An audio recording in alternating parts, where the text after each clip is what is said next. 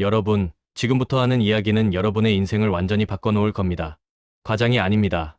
이 영상을 끝까지 들으시면 여러분은 돈에 대해 완전히 다른 시각을 갖게 될 것이고, 그 순간부터 여러분의 재정적 미래가 달라지기 시작할 겁니다. 이야기 시작하기 전에 구독과 좋아요 한 번씩 부탁드립니다. 평범한 직장인이 월급 300만 원을 받으면서 1억을 모으려면 얼마나 걸릴까요? 간단히 계산하면 33개월. 그러니까 약 3년 정도면 될 것 같습니다. 하지만 현실은 전혀 다릅니다. 놀랍게도 첫 1억을 모으는데 걸리는 시간과 다음 1억을 모으는 시간은 완전히 다르거든요. 이게 무슨 말이냐고요? 조금만 기다려보세요. 곧 여러분의 머리가 깨지는 경험을 하실 겁니다. 워렌 버핏의 오른팔이었던 찰리 먼거라는 사람을 아시나요? 순자산이 30조 원이 넘는 세계에서 가장 현명한 투자자 중 한 명이었던 이 사람이 죽기 직전에 남긴 말이 있습니다. 첫 1억을 모으기 위해서라면 합법적인 범위 내에서 무슨 짓이든 해야 한다. 처음 이 말을 들었을 때 저는 충격을 받았습니다. 30조가 넘는 돈을 가진 사람이 왜 이런 극단적인 표현을 썼을까? 그냥 열심히 저축하고 투자하면 되는 거 아닌가? 왜 무슨 짓이든 이라는 표현까지 써가면서 첫 1억의 중요성을 강조한 걸까요? 오늘 제가 그 비밀을 완전히 파헤쳐 드리겠습니다. 그리고 여러분은 이 영상이 끝날 때쯤이면 왜 첫 1억이 그토록 중요한지, 그리고 어떻게 하면 최대한 빨리 그 목표를 달성할 수 있는지 명확하게 이해하게 될 겁니다. 일부 자본의 무서운 비밀. 자본이라는 건 정말 무서운 속성을 가지고 있습니다. 같은 위험을 감수하고 같은 시간을 투자해도 가진 돈의 크기에 따라 결과가 완전히 달라지거든요. 이게 무슨 말인지 구체적인 예를 들어볼까요? 여러분이 100만 원을 주식에 투자해서 연 10%의 수익을 냈다고 가정해 봅시다. 1년 후에 받는 수익은 10만 원입니다. 솔직히 이 정도 돈은 편의점에서 알바 몇 시간만 해도 벌 수 있는 금액이죠. 큰 의미가 없습니다. 그런데 만약 여러분이 1억을 투자했다면 어떻게 될까요? 정확히 같은 10% 수익률로 1천만 원을 벌게 됩니다. 투자한 시간도 똑같습니다. 감소한 위험도 똑같습니다. 같은 종목에 투자했을 수도 있어요. 근데 결과는요? 무려 100배 차이가 나는 겁니다. 이게 바로 사람들이 돈이 돈을 번다고 말하는 이유입니다. 자본주의 사회에서 자본의 크기는 단순히 숫자가 아닙니다. 그건 여러분의 시간을 사고, 여러분의 미래를 설계하고, 여러분의 선택권을 넓혀주는 도구거든요. 하지만 여기서 끝이 아닙니다. 두 번째로 이해해야 할 훨씬 더 무서운 개념이 있습니다. 바로 복리의 마법입니다. 눈덩이를 언덕 꼭대기에서 아래로 굴린다고 상상해 보세요. 처음엔 아주 작죠. 천천히 구르면서 조금씩 커집니다. 그런데 어느 순간부터는요, 걷잡을 수 없이 빠르게 불어나기 시작합니다. 기하급수적으로 커지는 겁니다. 마지막에는 처음 크기의 수백 배, 수천 배가 되어 있죠. 재산도 정확히 똑같습니다. 처음에는 너무 느려서 답답합니다.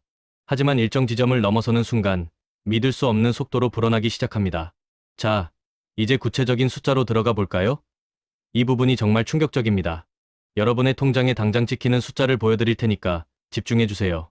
2부 복리의 충격적인 현실. 매달 83만 원씩 저축한다고 가정해 봅시다. 월급 300만 원 기준으로 약 28% 정도를 저축하는 거죠. 쉽지 않은 금액이지만 불가능하지는 않습니다. 만약 여러분의 월급이 250만 원이라면 70만 원, 400만 원이라면 110만 원 정도를 목표로 하면 됩니다. 그리고 이 돈을 연 7% 수익률로 투자한다고 가정해 봅시다. 왜 7%냐고요? 주식시장의 장기 평균 수익률이 연 10% 정도인데 여기서 세금과 수수료를 빼면 대략 7% 정도가 현실적이거든요. 자, 이제 계산기를 두드려 봅시다.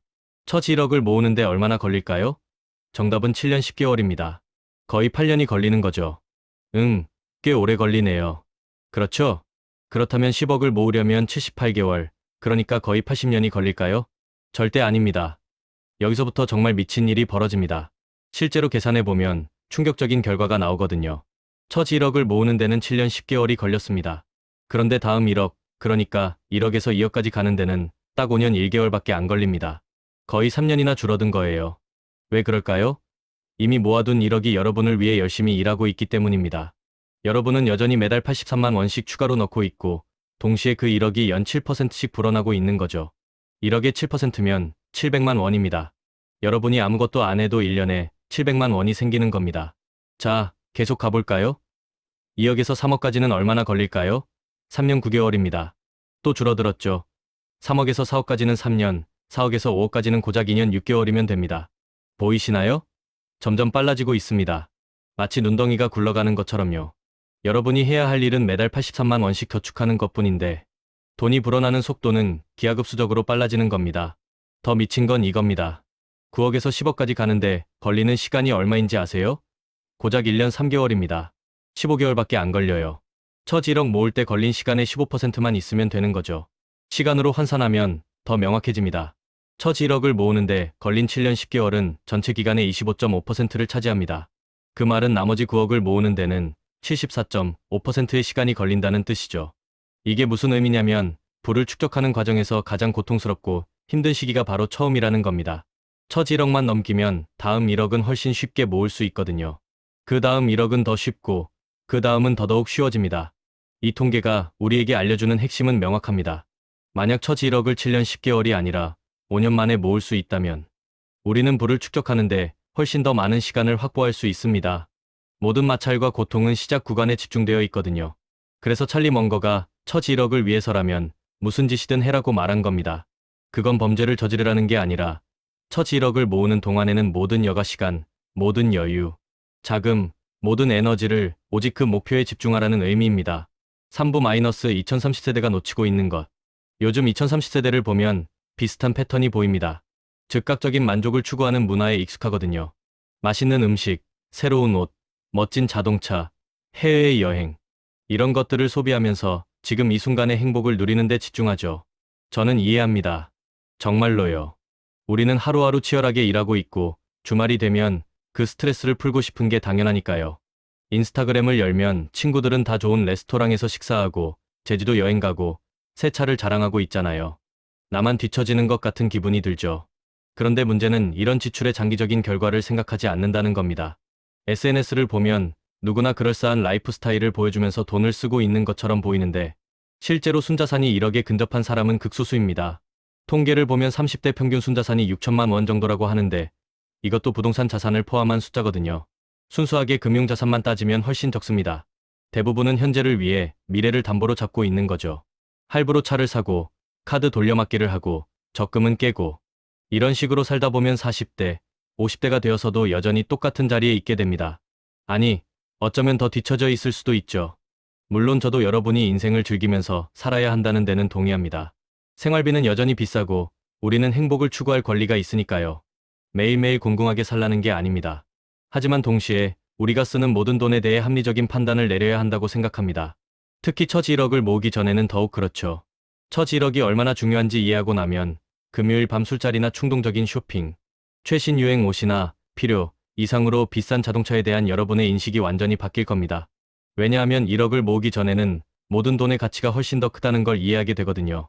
매달 30만 원을 더 쓰는 것과 30만 원을 더 저축하는 것은 장기적으로 엄청난 차이를 만들어냅니다. 30만 원을 30년간 월 7% 수익률로 투자하면 얼마가 될까요? 무려 3억 6천만 원이 됩니다. 고작 매달 30만 원 차이가 말이죠. 이게 바로 복리의 무서움입니다. 요즘 SNS에서 월급의 몇 퍼센트를 저축해야 하나요? 20대에 얼마나 모아야 하나요? 같은 질문들이 넘쳐납니다. 댓글에는 그냥 쓰고 싶은 거 쓰고 살아라. 요즘 세상에 저축해봤자 집도 못 산다는 반응이 많죠. 물론 이해는 갑니다. 서울의 아파트 한 채 가격이 10억, 20억씩 하는데 매달 50만 원씩 모아서 언제 집을 사나 싶은 거죠. 절망감이 드는 게 당연합니다. 하지만 여기서 놓치는 게 있습니다. 첫째, 부동산만이 자산이 아니라는 거죠. 금융자산도 엄연한 자산이고 그 자산은 여러분에게 선택권을 줍니다. 직장을 그만두고 싶을 때 그만둘 수 있는 자유, 사업을 시작하고 싶을 때 시작할 수 있는 기회, 아프거나 힘들 때 버틸 수 있는 힘을 주거든요. 둘째, 젊었을 때 최대한 많이 저축해야 한다는 거죠. 복리는 시간의 함수입니다. 25살에 시작하는 것과 35살에 시작하는 건 완전히 다른 결과를 만들어냅니다. 4부, 첫 1억의 진짜 구성. 많은 사람들이 오해하는 게 있습니다. 첫 1억이 순전히 투자 수익으로만 만들어진다고 생각하는 거죠. 나는 주식 잘 못하는데 어떻게 1억을 모아? 이런 생각을 하는 거예요. 실제로는 전혀 그렇지 않습니다. 충격적인 사실을 말씀드리죠. 만약 여러분이 6년 동안 매달 125만 원씩 월급 400만 원 기준으로 약 31% 정도를 저축하고 연 4.5%의 수익률을 얻는다면 6년 후에 1억 500만 원을 만들 수 있습니다. 그런데 이 중에서 투자 수익이 차지하는 비율이 얼마인지 아세요? 겨우 15%밖에 안 됩니다. 나머지 85%는 여러분이 직접 저축한 돈이에요. 다른 예를 들어 볼까요? 매달 92만 원씩 월급 300만 원 기준 약 31% 정도를 저축하고 연 10%의 높은 수익률을 얻는다고 가정해 봅시다.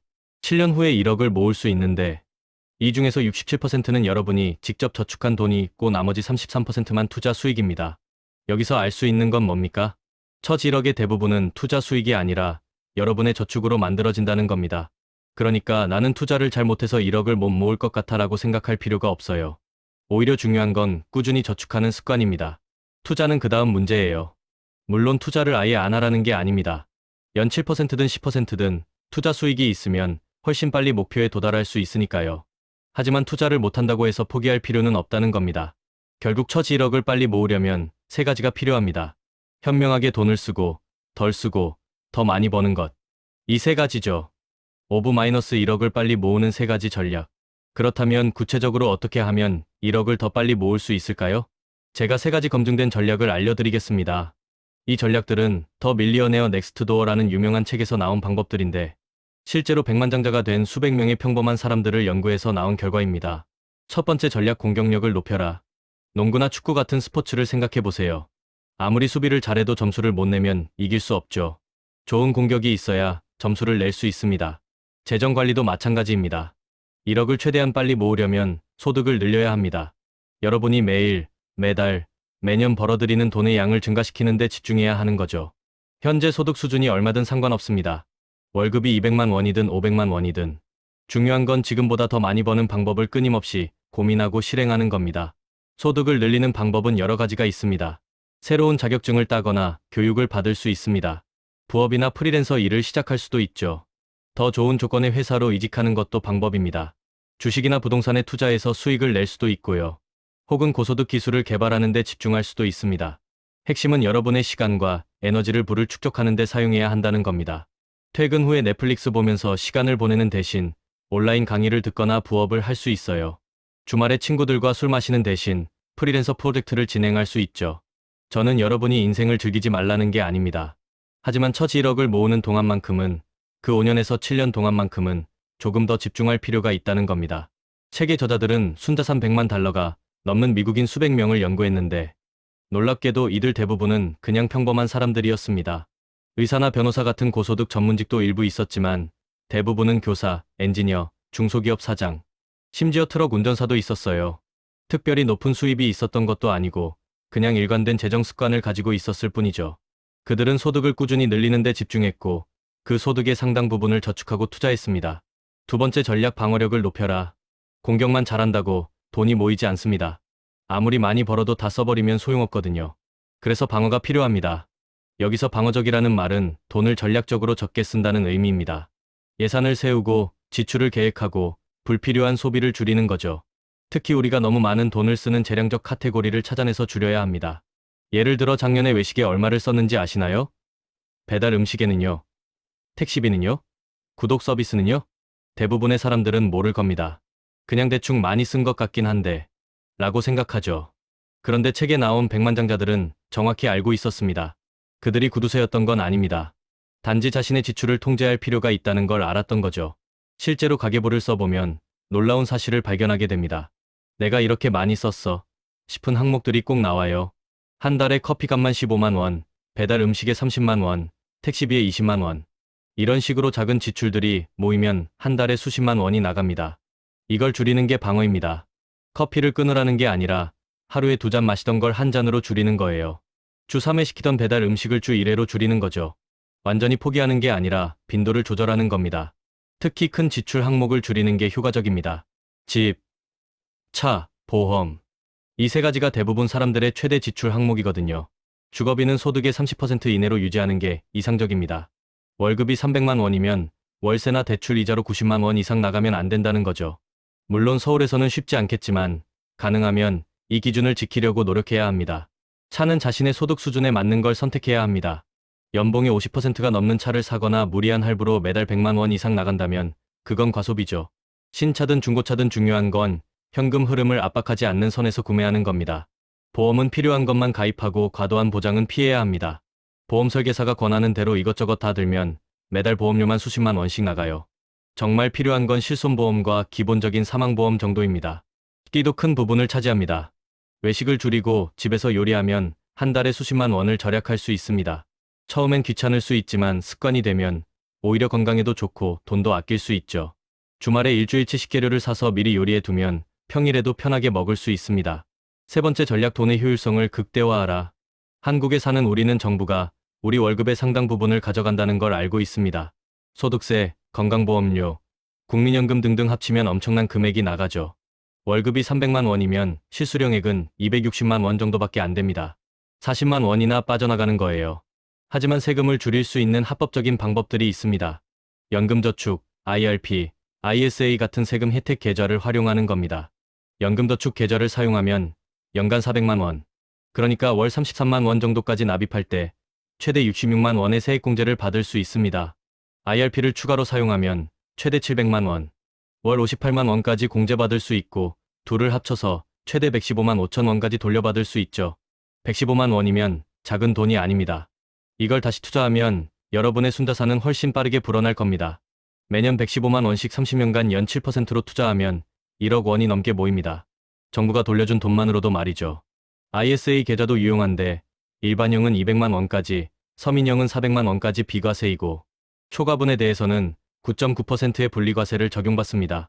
일반적인 금융소득 세율이 15.4%인 걸 생각하면 상당한 혜택이죠. 효율성을 높이는 또 다른 방법은 고금리 예금 계좌를 활용하는 겁니다. 일반 은행 계좌에 돈을 넣어두면 연 0.1%의 이자를 받습니다.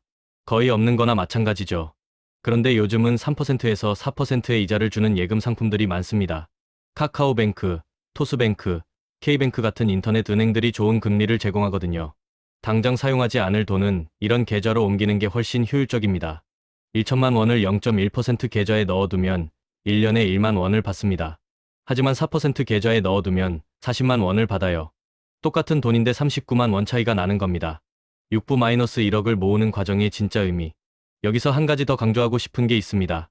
1억을 모으는 과정은 단순히 돈을 모으는 것 이상의 의미가 있습니다. 이 과정에서 여러분은 재정적 자율성을 배우게 됩니다.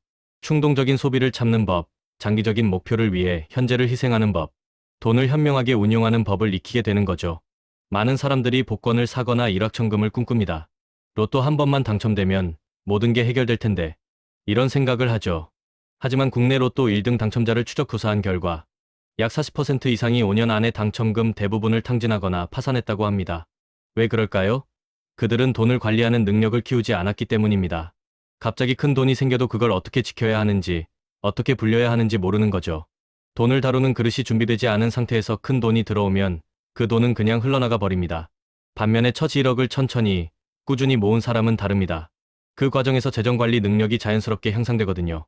예산을 세우는 법, 지출을 통제하는 법, 투자하는 법, 위험을 관리하는 법, 이 모든 걸 배우는 겁니다.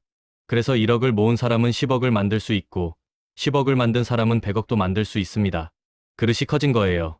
또 한 가지 중요한 포인트는 시간의 가치입니다. 25살에 1억을 모으는 것과 35살에 1억을 모으는 건 완전히 다른 의미를 갖습니다. 25살에 1억을 모았다면 35살에는 복리 효과로 훨씬 더 큰 자산을 만들 수 있기 때문이죠. 연 7% 수익률로 계산하면 25살에 모은 1억은 35살에 약 2억이 됩니다. 추가 저축 없이도 돈이 2배로 불어나는 겁니다. 45살에는요? 약 4억이 됩니다. 55살에는 8억이 되고요. 25살에 모은 1억이 55살에는 8억이 되는 거예요. 여러분이 아무것도 안 해도 말입니다. 이게 바로 빨리 시작해야 하는 이유입니다. 시간은 돈으로 살 수 없습니다. 35살에 25살 때 시작했어야 했는데 라고 후회해도 그 10년은 돌아오지 않아요. 7부 왜 사람들은 저축을 시작하지 못할까? 저축을 시작하기 어려운 이유는 여러 가지입니다. 물론 10년, 20년 후에 내 모습을 상상하기 어렵다는 것도 있죠. 미래가 너무 멀게 느껴지니까 지금 당장의 즐거움을 선택하게 됩니다. 하지만 더 큰 문제는 따로 있습니다. 매달 50만 원씩 모아봤자 1억 모으는데 16년 넘게 걸린다는 현실적인 계산 때문이죠.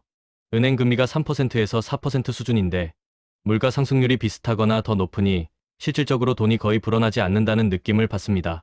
이렇게 조금씩 모아서 언제 큰 돈을 만지나 하는 좌절감이 저축을 포기하게 만드는 거죠. 그런데 여기서 놓치는 게 있습니다. 시간이 지날수록 복리 효과가 커지고 처음 몇 년만 버티면 그 다음부터는 훨씬 빨라진다는 사실 말입니다. 앞에서 봤잖아요. 첫 1억 모으는 데는 7년 10개월 걸리지만 다음 1억은 5년 1개월밖에 안 걸립니다. 그 다음 1억은 3년 9개월이고요. 점점 빠르게 모이는 거예요. 처음이 가장 힘듭니다.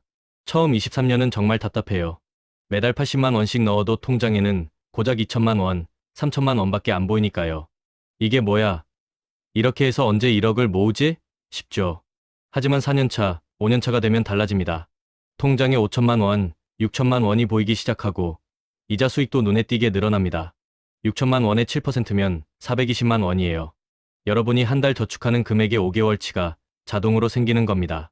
지금 시작하지 않으면 10년 후에도 같은 자리에 있을 겁니다. 아니, 물가만 오른 만큼 오히려 더 뒤처져 있겠죠. 그때 가서 10년 전에 시작했어야 했는데 라고 후회해도 늦습니다. 8부 소득을 늘리는 구체적인 방법. 소득을 늘리는 것에 대해 좀 더 구체적으로 이야기해 볼까요? 많은 사람들이 나는 월급쟁이니까 소득을 늘릴 수 없어라고 생각합니다. 하지만 그건 사실이 아닙니다. 월급쟁이도 소득을 늘릴 수 있는 방법은 많거든요. 가장 확실한 방법은 직장에서 승진하거나 더 나은 조건으로 이직하는 겁니다. 같은 업계에서도 회사에 따라 연봉 차이가 크게 나니까요. 요즘은 헤드헌터나 채용 플랫폼도 많으니 자신의 시장 가치를 확인해 보세요. 여러분이 생각하는 것보다 더 높을 수도 있습니다. 자격증이나 교육도 투자할 가치가 있습니다. 물론 돈과 시간이 들지만 그게 여러분의 소득을 20%, 30% 올릴 수 있다면 충분히 가치 있는 투자죠. 예를 들어 IT 분야라면 AWS 자격증, 데이터 분석 자격증 같은 게 연봉 협상에 큰 도움이 됩니다. 또 다른 방법은 부업을 시작하는 겁니다. 요즘은 온라인으로 할 수 있는 부업이 정말 많습니다. 프리랜서 플랫폼에서 여러분의 기술을 팔 수도 있고 블로그나 유튜브로 콘텐츠를 만들 수도 있죠. 온라인 강의를 만들어서 팔거나 디자인이나 번역 같은 서비스를 제공할 수도 있습니다. 나는 특별한 기술이 없는데요. 이렇게 말하는 분들도 계실 겁니다. 하지만 여러분이 생각하는 것보다 많은 사람들이 여러분의 경험과 지식에 돈을 지불할 의향이 있어요. 엑셀을 잘 다룰 줄 안다면 데이터 정리 작업을 할 수 있고 글쓰기를 좋아한다면 블로그 대필이나 카피라이팅을 할 수 있습니다. 영어를 할 줄 안다면 번역이나 통역을 할 수 있고 사진 찍는 걸 좋아한다면 스톡 사진을 팔 수도 있어요. 처음에는 수입이 적을 수 있습니다. 한 달에 20만 원, 30만 원 정도밖에 안 벌 수도 있죠. 하지만 시간이 지나면서 점점 늘어날 겁니다. 실력도 쌓이고 평판도 쌓이고 고객도 늘어나니까요. 1년 후에는 50만 원, 2년 후에는 100만 원을 벌 수도 있습니다. 그리고 중요한 건 이 부업 소득을 전부 저축하는 겁니다. 본업 월급으로는 생활비를 쓰고 부업 소득은 100% 저축하는 거죠. 이렇게 하면 1억 모으는 기간을 몇 년이나 단축할 수 있습니다. 구부 지출을 줄이는 실전 전략. 지출을 줄이는 것에 대해서도 좀 더 자세히 얘기해 보겠습니다. 많은 사람들이 나는 이미 최소한으로만 쓰고 있어 라고 생각합니다. 하지만 실제로 가계부를 써보면 생각보다 불필요한 지출이 많다는 걸 깨닫게 됩니다. 구독 서비스만 해도 그렇습니다. 넷플릭스, 유튜브 프리미엄, 멜론, 쿠팡 와우, 네이버 플러스 이런 거 다 합치면 한 달에 5만 원은 훌쩍 넘어갑니다. 그런데 이 중에서 정말 매일 쓰는 건 얼마나 될까요? 배달 음식도 큰 지출입니다. 일주일에 3번만 시켜도 한 달에 30만 원은 나갑니다. 치킨 한 마리에 2만 원, 중국집 배달에 3만 원, 족발에 3만 5천 원. 이렇게 쌓이면 큰 돈이에요. 택시비도 만만치 않습니다. 밤늦게 퇴근할 때, 친구들과 술 마시고 집에 갈 때, 급한 약속이 있을 때, 한 번에 1만 5천 원씩만 써도 한 달에 10번이면 15만 원입니다. 편의점 간식도 무시할 수 없습니다. 출근길에 커피 한 잔, 점심 후에 아이스크림, 야근할 때 삼각김밥. 하루에 5천 원씩만 써도 한 달에 15만 원입니다. 이런 작은 지출들을 다 합치면 한 달에 70만 원, 80만 원이 넘게 나갑니다. 이걸 반으로만 줄여도 40만 원을 절약할 수 있어요. 40만 원이면 매달 저축액이 83만 원에서 123만 원으로 늘어나는 겁니다. 그러면 첫 1억 모으는 기간이 7년 10개월에서 5년 반으로 줄어듭니다. 2년 이상을 단축하는 거죠. 물론 완전히 끊을 필요는 없습니다. 배달 음식을 주 3회에서 주 1회로 줄이는 거예요. 택시 대신 대중교통을 이용하거나 카카오티 같은 앱으로 조금이라도 싼 옵션을 선택하는 겁니다. 편의점 대신 마트에서 미리 사두는 거죠. 작은 변화들이 모이면 큰 차이를 만듭니다. 10부 투자, 제대로 시작하기. 투자에 대해서도 이야기해 봅시다. 많은 사람들이 투자를 어려워하거나 두려워합니다. 나는 경제 공부를 안 해서, 주식은 도박 아니야, 망하면 어떡하지? 이런 생각들 때문에 시작을 못하죠. 하지만 제대로 배우고 시작하면 그렇게 어렵지 않습니다. 가장 기본적인 원칙은 분산 투자입니다. 한 종목에 모든 돈을 넣지 말고 여러 종목에 나눠서 투자하는 거죠. 인덱스 펀드는 초보자에게 좋은 선택입니다. 코스피 200이나 S&P 500 같은 지수를 추종하는 펀드인데 개별 종목을 고를 필요 없이 시장 전체에 투자하는 효과를 낼 수 있습니다. 수수료도 낮고 장기적으로는 대부분의 액티브 펀드보다 좋은 성과를 냅니다. ETF도 좋은 투자 수단입니다. 인덱스 펀드와 비슷하지만 주식처럼 실시간으로 거래할 수 있어서 유동성이 높습니다. TIGR, KODX, ARIRANG 같은 브랜드의 ETF들이 있는데 각각 추종하는 지수나 섹터가 다르니 잘 선택해야 합니다. 부동산 투자도 고려해 볼 만합니다. 특히 리츠아리아이티스하는 부동산 투자 신탁은 적은 돈으로도 부동산에 투자할 수 있게 해줍니다. 실물 부동산을 사려면 수억 원이 필요하지만 리츠는 몇십만 원으로도 시작할 수 있죠. 정기적인 배당 수익도 받을 수 있어서 현금 흐름을 만드는 데 도움이 됩니다. 투자할 때 가장 중요한 건 감정을 통제하는 겁니다. 시장이 오르면 욕심이 나고 내리면 두려워지죠. 하지만 이런 감정에 따라 움직이면 대부분 손해를 봅니다. 시장이 폭락할 때 패닉에 빠져서 다 팔아버리는 사람들이 있어요. 그러면 손실이 확정됩니다. 반대로 시장이 폭등할 때 뒤늦게 뛰어들어서 고점에 사는 사람들도 있죠. 그러면 곧 떨어져서 손해를 봅니다.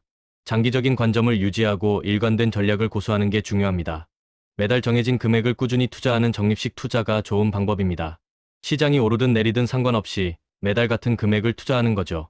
시장이 떨어질 때는 더 많은 주식을 살 수 있고 시장이 오를 때는 적은 주식을 사게 됩니다. 이렇게 하면 평균 매입 단가를 낮출 수 있어요. 이걸 달러 코스트 에버리징 달러 코스트 에버리징이라고 합니다. 11부 마인드셋 성공의 핵심. 마인드셋에 대해서도 이야기해 봅시다. 1억을 모으는 과정은 마라톤입니다. 단거리 달리기가 아니에요. 처음부터 너무 무리하면 중간에 포기하게 됩니다. 적절한 속도를 유지하면서 꾸준히 나아가는 게 중요합니다. 첫 달에 150만 원을 저축하겠다고 결심했다가 너무 힘들어서 다음 달에 포기하는 것보다 매달 80만 원씩 꾸준히 저축하는 게 훨씬 낫습니다. 주변 사람들과 비교하지 마세요. SNS를 보면 다들 좋은 차를 타고 해외여행을 다니고 비싼 음식을 먹는 것처럼 보입니다. 하지만 그건 그들의 일부만 보여주는 거예요. 실제로는 빚에 쪼들리고 있을 수도 있죠. 카드 돌려막기를 하고 있을 수도 있고 부모님 도움을 받고 있을 수도 있습니다. 여러분은 그들의 전체 상황을 모릅니다. 당신은 당신의 길을 가면 됩니다. 다른 사람이 뭘 하든 상관하지 마세요. 여러분의 목표에만 집중하세요. 목표를 구체적으로 세우세요. 돈을 많이 모으겠다는 막연한 목표가 아니라 2년 안에 3천만 원을 모으겠다처럼 구체적인 목표를 세우는 겁니다. 그리고 이를 더 작은 단위로 쪼개세요. 3천만 원을 24개월로 나누면 한 달에 125만 원입니다. 125만 원을 4주로 나누면 주당 31만 원입니다. 이렇게 작은 단위로 쪼개면 훨씬 달성 가능해 보입니다. 진행 상황을 추적하세요. 매달 순자산을 계산하고 기록하세요. 엑셀이나 앱을 이용해서 그래프로 만들어 시각화하면 더 좋습니다. 자신의 발전을 눈으로 확인하면 동기부여가 됩니다. 나는 지난 1년간 800만 원을 모았구나. 작년 이맘때는 200만 원밖에 없었는데 이제 1천만 원이 됐네. 이런 걸 보면 뿌듯하거든요. 그 뿌듯함이 여러분을 계속 나아가게 만듭니다. 작은 성공을 축하하세요. 1천만 원을 모았을 때, 3천만 원을 모았을 때 자신을 칭찬하고 작은 선물을 해주세요. 물론 과도한 소비는 안 되지만 적절한 보상은 장기적인 동기를 유지하는 데 도움이 됩니다.